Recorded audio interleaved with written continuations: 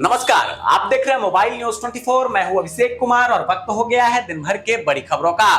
पाकिस्तान के प्रधानमंत्री शहबाज शरीफ ने नेशनल असेंबली को भंग कर दी है, जहां पाकिस्तान संविधान के मुताबिक 90 दिनों के भीतर देश में आम चुनाव कराने के लिए चुनाव आयोग अब बाध्य है। शहबाज सरकार की विदाई के बाद अब देश का कमान केयरटेकर सरकार संभालेगी।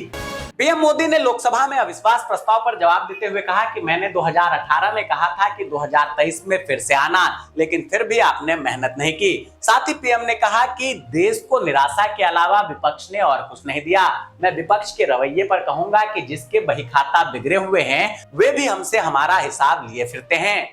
लोकसभा में पीएम मोदी की मौजूदगी में कांग्रेस नेता अधीर रंजन चौधरी ने अपनी बात रखी। उन्होंने कहा कि पहले अविश्वास प्रस्ताव लाने पर विचार नहीं था, लेकिन पीएम को सदन में लाने के लिए अविश्वास प्रस्ताव लाया गया।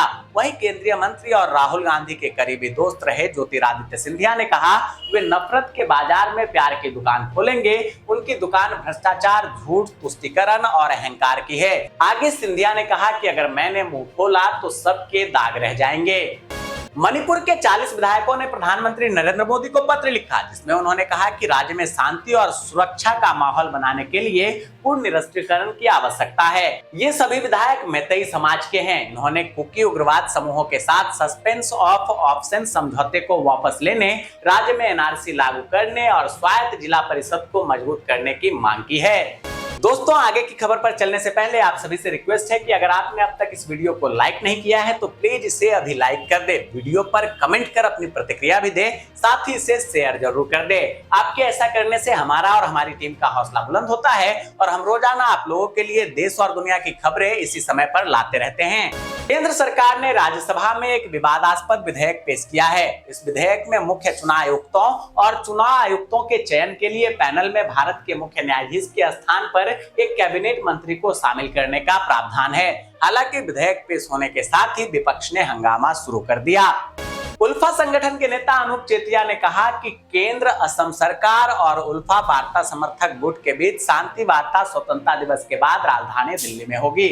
उन्होंने कहा कि हमें आम चुनाव से पहले भारत सरकार के साथ एक समाधान पर पहुंचने की उम्मीद है। आंध्र प्रदेश के तिरुपति सिकंदराबाद वंदे भारत में फायर अलार्म बजने से मचा हड़कंप। पता चला कि एक यात्री ने शौचालय में किया धूम्रपान तो फायर अलार्म बजने लगा। लोकसभा में मणिपुर पर केंद्र सरकार के खिलाफ लाए गए अविश्वास प्रस्ताव के बीच एआईएमआईएम चीफ असदुद्दीन ओवैसी ने अपनी बात रखी। उन्होंने बीजेपी के भारत छोड़ो अभियान पर गृह मंत्री अमित शाह को घेरा। ओवैसी ने बीजेपी पर तुष्टीकरण की राजनीति करने का आरोप लगाया और कहा कि अगर बीजेपी को ये मालूम हो जाए कि भारत छोड़ो का नारा एक मुसलमान ने दिया था तो वह इस शब्द का उपयोग नहीं करेंगे।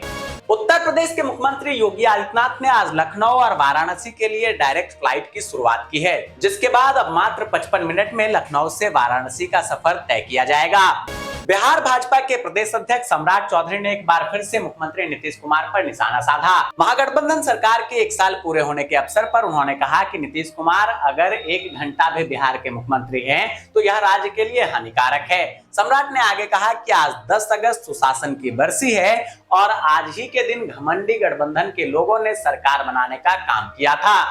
संसद से दिल्ली सर्विस बिल पारित होने के बाद दिल्ली के सीएम अरविंद केजरीवाल ने विधानसभा का 2 दिवसीय विशेष सत्र बुलाया है। सत्र के शुरू होने से पहले ही पक्ष और विपक्ष में हंगामे के आसार दिखने लगे हैं, जहां भारतीय जनता पार्टी ने आम आदमी पार्टी पर आरोप लगाते हुए कहा कि इस सत्र में प्रश्नकाल को शामिल नहीं किया गया है, जो नियमों का सीधा सीधा उल्लंघन है और हम इसका सख्त विरोध करते हैं। हरियाणा पुलिस ने 9 मामले के 2 आरोपियों को एनकाउंटर के बाद गिरफ्तार किया है। दोनों आरोपी अरावली की पहाड़ियों में छिपे थे। सर्च ऑपरेशन के दौरान मुसेद और सोकुल ने पुलिस के ऊपर फायरिंग की, जिसके बाद पुलिस ने मुठभेड़ कर दोनों को गिरफ्तार कर लिया। पंजाब कांग्रेस के नेता प्रताप सिंह बाजवा ने फिर कहा कि पंजाब में आम आदमी पार्टी के साथ कांग्रेस का गठबंधन नहीं होगा। उन्होंने कहा कि आगामी लोकसभा चुनाव में कांग्रेस अकेले चुनावी मैदान में उतरेगी। उत्तराखंड के बाजपुर में एसटीएफ ने पकड़ी अवैध हथियारों की फैक्ट्री। यूपी समेत कई जिलों में होती थी तस्करी। झारखंड का कुख्यात नक्सली नेता प्रमोद मिश्रा 2 साथियों के साथ हुआ गिरफ्तार। पुलिस 1 करोड़ का रखने वाली थी इनाम। छत्तीसगढ़ में चुनाव से पहले कांग्रेस को लगा बड़ा झटका, जहां आदिवासी नेता अरविंद नेताम ने छोड़ी पार्टी, एआईसीसी को भेजा अपना इस्तीफा। मध्य प्रदेश के सीएम शिवराज सिंह चौहान ने लाडली बहनों को दिया तोहफा, 1.25 करोड़ बहनों के खाते में ट्रांसफर किए 1,000 रुपए। 153.31 करोड़ के विकास कार्यों का भी किया लोकार्पण और शिलान्यास। मौसम विभाग ने हिमाचल के कई भागों में अगले 2 दिन तक बारिश का अलर्ट जारी किया है। वहीं 13 अगस्त से रफ्तार पकड़ सकता है मानसून।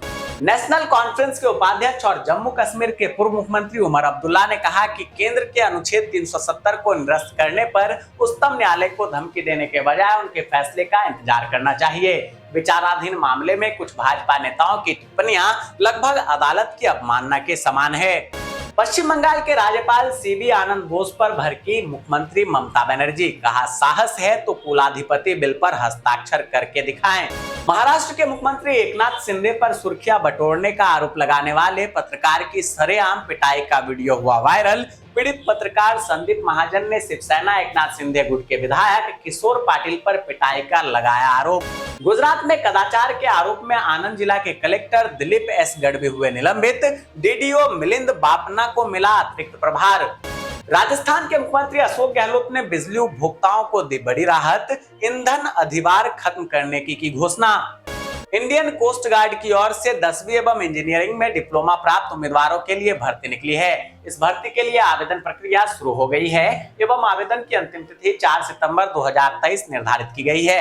पात्र एवं इच्छुक उम्मीदवार इस भर्ती के लिए ऑफलाइन माध्यम से आवेदन कर सकते हैं। एक रिसर्च के अनुसार अमरूद डायबिटीज के मरीजों के लिए रामबाण है। अमरूद में फाइबर पर्याप्त मात्रा में पाया जाता है, इसका ग्लाइसेमिक इंडेक्स भी कम होता है। यह फल डायबिटीज के मरीजों के लिए किसी वरदान से कम नहीं है। यह रक्त शर्करा को कंट्रोल करने में मदद करता है। अगर आप डायबिटीज के मरीज हैं तो अपनी डाइट में अमरूद को जरूर शामिल करें, इससे आपको लाभ मिलेगा। जी हाँ दोस्तों, मैं देख पा रहा हूँ कि आप में से अधिकतर लोगों ने वीडियो को लाइक किया है, कमेंट कर अपनी प्रतिक्रिया दी है और इसे शेयर भी किया है, लेकिन कुछ लोग अभी भी बाकी हैं, इसलिए उनसे रिक्वेस्ट है कि प्लीज वे भी वीडियो को लाइक कर दे, कमेंट कर अपनी प्रतिक्रिया दे और वीडियो को शेयर जरूर कर दे। दोस्तों बने रहिए देश और दुनिया की तमाम खबरों से अपडेट रहने के लिए हमारे चैनल पर।